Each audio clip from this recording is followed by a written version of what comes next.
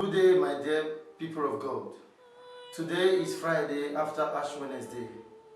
As we have begun the Lenten warfare with the Ash Wednesday celebration, which reminds us of our naughtiness and calls us to repentance.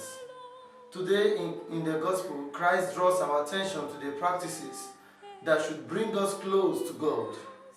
These practices are the Lenten observances, such as fasting and abstinence, prayer and almsgiving. These help us to truly seek the face of God. In the first reading from Isaiah 58, verse 9 to 14, God spoke to the prophet Isaiah that the people seek him and yet without righteousness.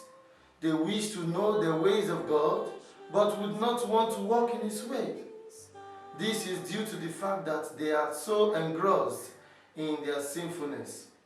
My dear people of God, this period of Lent is another opportunity for us to truly seek God by our Lenten observances, which should truly reflect in our relationship with God, in our prayers, and in our fasting and abstinence, which helps us to restrain the thirst of the flesh.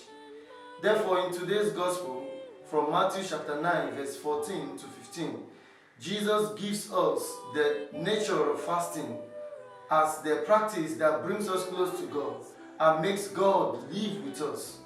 He says to the Pharisees who questioned him about his disciples who do not fast, that does the wedding guest mourn as long as the bridegroom is with them?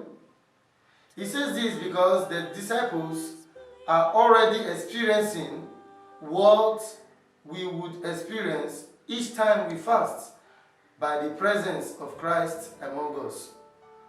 As the psalmist says to us, that in the presence of God there is happiness and joy. Also, looking at the teaching of Christ, we would understand that fasting does not isolate us, as it were, from our neighbors and the community. Fasting does not bring sorrow. Instead, it disposes us to receive the true joy of heaven. As in Matthew chapter 6, verse 16, Christ says, "When you fast, do not look dismal like the hypocrites. They disfigure their faces, that their fasting may be seen by men." Consequently, my dear brothers and sisters, if we must experience the presence of God in our fasting, we must fast in cheerfulness.